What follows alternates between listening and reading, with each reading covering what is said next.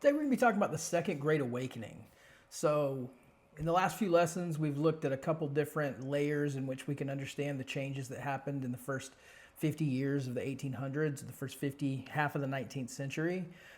We saw Jacksonian democracy, how there are these major political changes that happened. We saw the market revolution totally change the face of the United States with roads, canals, transportation. That really opened up the ability to go from one place to another to a degree that just didn't exist before that. We argued that together these things created the sense of the democracy is expanding, that America is becoming a place not just for wealthy elites to control, but there's this expansion to the common man. There's the ability to move and to go, to interact with people and business and ideas and trade on a way that just didn't exist prior to this. So today I want us to look at some major changes that happened in the religious or the ideological sphere. Now, we've read some religious people in here before. We've read John Withrop. We've talked about the Puritans. We've talked about the First Great Awakening with Jonathan Edwards, with George Whitefield, how there's this kind of sweeping religiosity that happens in the colonial era that's trying to pull people away back from this, secularization. And so historians often talk about the Second Great Awakening, and they talk about it like it's a completely distinct thing from that First Great Awakening, that Jonathan Edwards, George Whitefield movement with John Wesley that really happened in the colonial period. And so there is some distinctive characteristics about the Second Great Awakening that will differentiate it from the First Great Awakening. But I also want us to try to expand what we're talking about, what we're thinking about when we use this term Second Great Awakening. Great Awakenings are typically understood as a series of revivals that happen. That's what the First Great Awakening is. We have these revivals that happen in the colonial era. People are returning to an older version of Christianity, kind of more of a traditional understanding of Protestant Christianity. The Second Great Awakening is that. At its core, it's a series of revivals, and that's how people typically understand it. But I want us to think of the Second Great Awakening as something a little more expansive than that. I want us to think about the influence or the access to ideas and the way in which ideas travel, specifically in the context of that market revolution. People being able to have access to ideas maybe in New York, down in Georgia or South Carolina very quickly, and how these ideas can revolutionize the way people think about not just traditional Christianity, but also other ideas in relationship to the evolution or democratization of traditional Christianity. So if you remember back to the Puritans, we have this idea of Calvinism, right? This idea of predestination, that every person is predestined either to heaven or hell because of the choice that God chooses, because of that fundamental brokenness. We saw that there was a pushback against that in the colonial period. They began to pull in Enlightenment ideas about human nature, that humans have the ability to perhaps control their own destiny. So I think it's helpful to think about the Second Great Awakening kind of in terms of the First Great Awakening. Remember, we had this kind of movement towards deism, or the kind of an Enlightenment rational way of thinking. We saw Benjamin Franklin, we saw Thomas Jefferson as examples of this. And then there is this kind of pushback against that says there needs to be a coming back towards that kind of more Puritan, or more Protestant, more Calvinist way of thinking. What we see in the Second Great Awakening is similar in a lot of ways. There is this tension between maybe a movement towards rational thinking or secularization, and then a call back to a traditional understanding of Christianity. But what we're going to see is a different emphasis. Where in the First Great Awakening, we really see this emphasis on God's sovereign ability, or this kind of Calvinist predestination understanding. The Second Great Awakening is definitely going to focus more on the autonomy of the individual. And here's where we can see the changes in American culture and Jacksonian democracy, and the ability of ideas to move and to intermix, really begin to overtake traditional ideas of Christianity, and you can see new forms kind of emerge. What we really see in a lot of these new forms is a rejection of this more rigid form of older Calvinist Puritan way of thinking. It's very Puritan in the sense that it is a call to repentance. It's a call to reject sin. It's very traditional in a lot of these ways, but it's going to focus on the ability of the individual. But it's not just that. It's also a battle over ideas. It's a battle over what is the reality of existence. It's a conversation that's happening within America. And there tends to be this disagreement that, as we can see, goes all the way back to this Reformation versus Enlightenment thinking. We argued before that the influence of the Enlightenment made Americans think more in terms of logic, of rationality and empiricism, of things that you can know with your senses or use through reason, as opposed to going straight to the scriptures for what is true. As the 19th century goes on, these tendencies continue to evolve. Let me give you a couple of examples. Remember that idea of deism goes back sort of to that watchmaker hypothesis, the idea that natural laws, you can infer from natural laws that there is a lawgiver. You can infer from something that looks to be intricately created that there is a creator. And we saw that this idea of deism, or the idea that there was a creator God, came out of this. And some of the most rational thinkers in that founding generation, Jefferson, Franklin, wouldn't reject the idea of deity outright, but they would just nuance it in a rational form. And this word deism often gets referred to describe the way that they thought about God or the natural order. Out of this rationalist movement, we're going to get a couple of other movements in the early 1800s that really continue to evolve a lot of these ideas. One really good example of this is the Unitarians. Christians believe that there is both one God that is made up of three persons. So the Trinity is how this is typically understood. In the history of Christianity, they justify this by appealing to this concept of una substantia or tres personas. It's one substance in three persons. What happens over the history of Christianity is there becomes this teaching that says that God is both one substance but in three persons. So it's both three and one. It's a triunity. Certain subsets of Americans begin to think that that is irrational. And so Unitarians reject this notion as incoherent. They essentially say that there can't be both three and one people making up God. There is either one God or there's three gods, and they choose one. And so unitary, essentially means that there is a rejection of the traditional idea of Christianity that says that there is a triune God, and they instead say that there is one God, and that God is benevolent. He's not the Calvinist God or the Jonathan Edwards God, where he's hanging you over the fire and is angry and is willing to throw you into torment because your sin offends him so bad. Typically, Unitarians will prize reason over emotions. They will advocate free will as opposed to predestination. And they become very centered in northeastern places, specifically Boston, where these ideas become very central. This is a really interesting turn of events because, Harvard, which was established as a Puritan stronghold originally to teach Puritan ministers, ends up over the course of the time from the Puritans into the 1800s actually becoming a Unitarian stronghold as rational thought begins to overtake those traditional ways of understanding Christianity. Another group that comes along and often overlaps with Unitarians is the Universalists.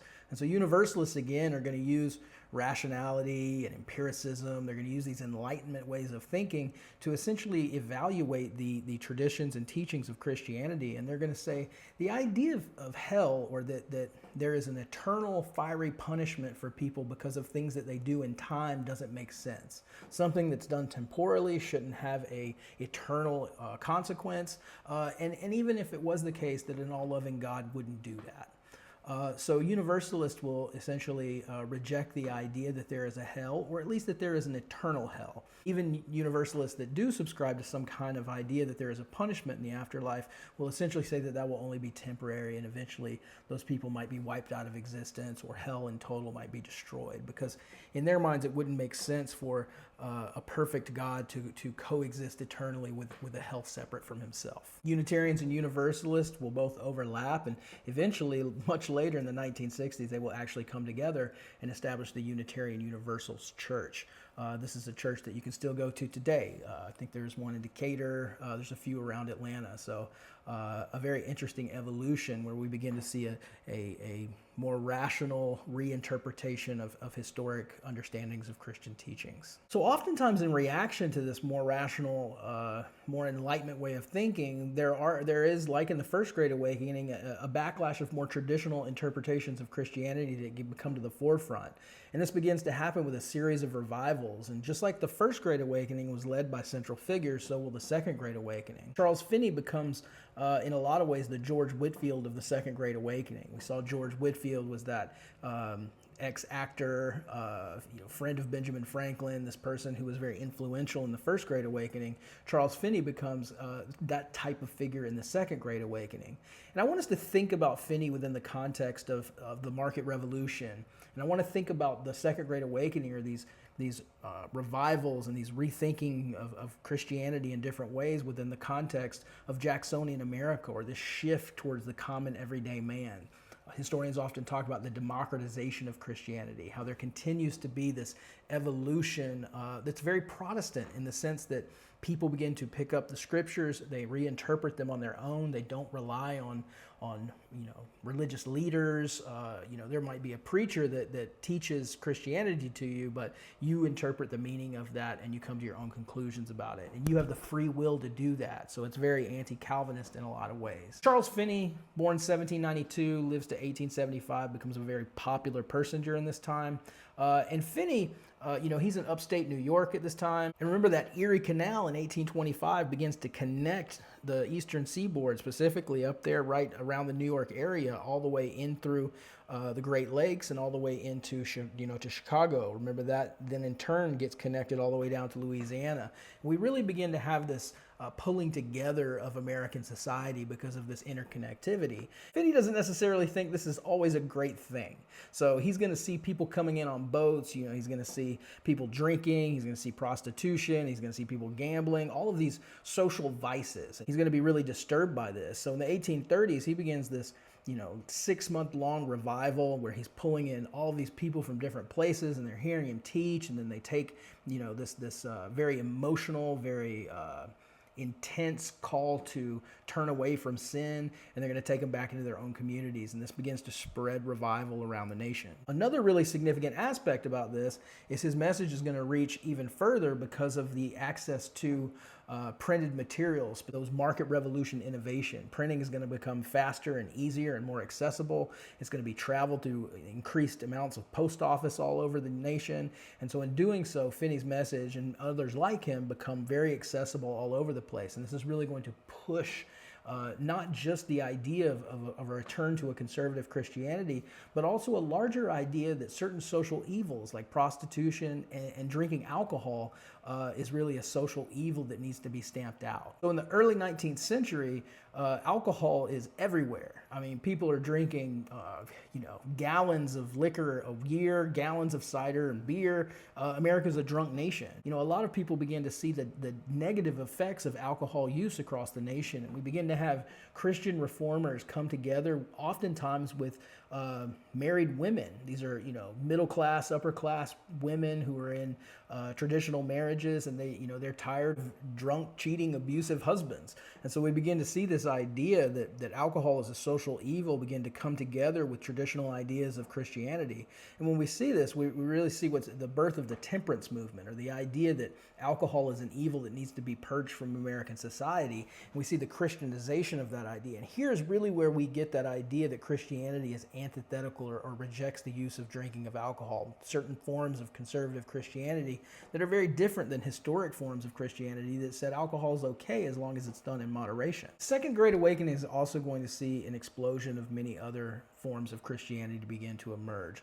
A really good example is the explosion of black churches that began to happen. In 1816, the establishment of the African American Episcopal Church, or the AME, association with Richard Allen, a black man that was born into slavery in Delaware and then bought his freedom, went on to try to be a Methodist minister. Originally drawn to the Methodists because of their early anti-slave message, Richard Allen ended up finding racial discrimination within Methodist churches. He moved to Philadelphia and ended up establishing the AME Church. By 1846, there was almost 18,000 members. There's 200 ministers, 300 churches. It becomes one of the most powerful churches in Black America, and is still very present with us today. When we think of the denominations or subsets of Christianity that benefited most from the Second Great Awakening, we typically think of Baptist, Methodist, and Presbyterians. Baptist, Methodist, and Presbyterians, their numbers really explode in the early 1800s. We often forget that the Bible Belt wasn't always the Bible Belt.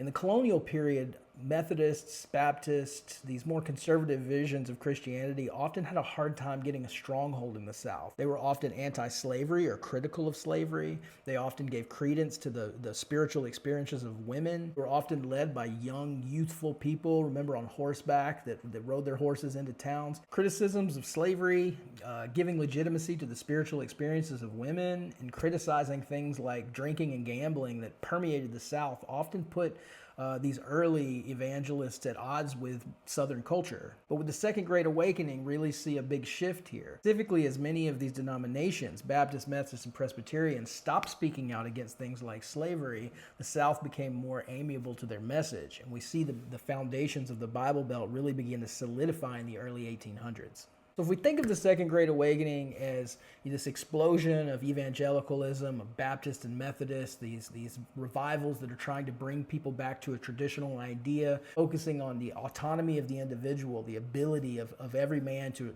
read the scriptures and come to a decision about this on his own. It's really the crux of how a lot of people understand the Second Great Awakening. If we think about it within the context of the other changes happening in the early 1800s, of Jacksonian democracy, the focus on the everyday man, of the evolution and commingling of religious movements that create new religious movements that didn't exist. I think the Second Great Awakening can help us understand other movements that began to emerge during this time. So if we think of some of the maybe non-traditional ones, the not Baptist, not Methodist, not Presbyterian, not rational, not Unitarian, not Universalist, but some maybe other interesting movements that come. One example is Millerism or Adventism. So William Miller is this Baptist minister in the 1840s. He lives in upstate New York. And by this time, because of all the revivals that are happening, upstate New York gets this nickname, the burnt over district, because the fires of revival have hit it so many times. And so William Miller's living in this kind of deeply religious time where different people are preaching different things. Miller starts doing something pretty Protestant. He picks up the Bible, he starts reading it, he goes through and he comes to his own interpretation. He starts to study the prophecies in the Bible, he goes to the book of Daniel, he starts reading the book of Revelation, and he does something that kind of gets him in trouble. He comes to the conclusion through his studying that he thinks he knows the date that Jesus is going to come back. So in October of 1844, he says that there is going to be the return of Jesus Christ, and so he gets a bunch of his followers together, and he goes up on the mountain, and no one comes. And so they regroup. They think they got it wrong probably, and then they set another time. They go up and nothing happens. So in fall of 1844, this is seen as the Great Disappointment. And so his followers are going to be of different minds about this. Some are going to say Jesus did come, but spiritually. Others are going to say they got it wrong. Some will leave. You can see how it begins to break kind of the group apart. But out of these groups that emerge from Miller's movement, we will eventually get the Seventh-day Adventists. And so if you're driving down the road and you see a Seventh-day Adventist church, which are very much alive and well with us today, this goes back to this event in 1844. What's significant about Miller is it really shows us the effects of the democratization of Christianity. The process is only taken further by the market revolution, by the democratization of American culture that's beginning to happen, the focus on the everyday man, the ability to print materials. Many of Miller's ideas and his followers are brought together across a number of states, not just in New York, because of the ease of access of printed materials, how his ideas will get copied, printed down, and then distributed around the region. Another really significant example, probably more famous and well known, of the democratization of Christianity that happens in the Second Great Awakening period is Mormonism. So Mormonism is started in the 1820s by Joseph Smith. Smith is, in this northeastern region in upstate New York, and he's this person that's very interested in mystical things. He comes from a family that's very interested in kind of spiritual mystical things. According to his own account, Smith is out wanting to look for what is true, and he sees all these different groups telling different things: Baptists, Presbyterians, Methodists, Unitarians, Universalists. There's literally a sea of faith around him. According to his own account, he has a series of spiritual experiences where an angel comes to him and tells him that none of them are true, and that he is supposed to restore the true faith, the true Christian faith. He's given golden tablets, which he is also given a tool to interpret or to read, and he essentially creates the Book of Mormon, which according to Smith is an account of Jesus' dealings, of God's work, of the history of the Americas in between the time of the Israelites and the present. Smith will establish a number of churches in the 1830s. He's going to be successful, and he's going to pull together a large group of Americans who believe that his interpretation of Christianity is the true one. This group will eventually move down through Missouri, through Illinois, all the way up to eventually Salt Lake City, Utah. One of the things that makes Mormons so controversial is Smith is going to reintroduce the idea of polygamy. So he believes the idea that church members, male church members, can have many wives is according to God's will, and this is something that's going to get him in trouble. It's not the only thing that's going to get him in trouble. Obviously, the idea of a new and different gospel in the minds of many Americans is going to be very controversial when coupled with the idea of polygamy and the idea that he wants to create an American Zion. All of these things are going to make Mormonism very, very controversial in the minds of many Americans in the 1800s. Eventually, he is going to be pushed across the country and is going to be killed in 1844. It's not even him, it's his successor, Brigham Young, that will eventually take the Mormons into Salt Lake City, where they're essentially trying to flee government oversight. So if we think about the significance of Mormonism, it doesn't just give us insight into the major changes that are happening in the early 1800s. It tells us about the market revolution, about how communication and transportation are more easily acceptable. It tells us about the democratization of Christianity, how people can interpret something that's very different than the Catholic Church before them or the many Protestant churches that have emerged in between then and the break from the Catholic Church and the Protestant Reformation. But it also tells us about the limits of religious freedom.